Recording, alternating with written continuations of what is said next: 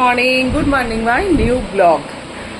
Yes, আজকে Sunday, আমি আবারও রেডি হয়ে গেছি। কি করব বলো, এত ইনভিটেশন থাকলে যেতে তো হবেই, তো সেই কারণেই আমি আবারও রেডি হয়ে গেছি।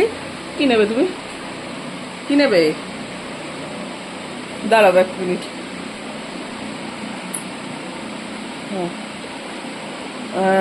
যেটা বলছিলাম, আবারও রেডি হয়ে গেছি। তো আজকে যাচ্ছি বাঁশদ্রোণীর ওদিকে যাচ্ছি। আজকে একটা মুখে ভাতের ইনভিটেশন আছে, তো সেই কারণেই রেডি হয়েছি। তো একটুখানি তোমরা কিন্তু আমাকে অবশ্যই কমেন্টসের মাধ্যমে জানাবে যে আমাকে কেমন লাগছে। আরও ফটো তুলবো, আরও যেতে যেতে ভিডিও দেবো, পুরো ওখানকার ভিডিওটা দেবো। তো এখন এইটুকুই, চলো টাটা। টিকিটের লাইন দেখো, আজকে সানডে।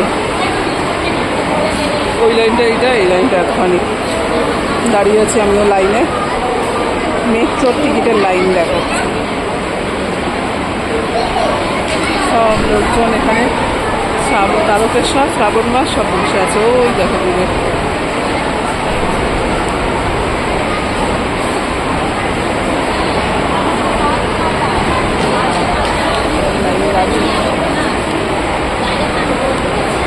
টিকিট কাটা হয়ে গেছে। এবার ওপরে উঠে যাচ্ছি, দেখতেই পাচ্ছ। এবার গিয়ে ট্রেন ধরবো, সেই জন্য এসকেলেটার দিয়ে ওপরে উঠে যাচ্ছি। এখন ট্রেনের অপেক্ষা।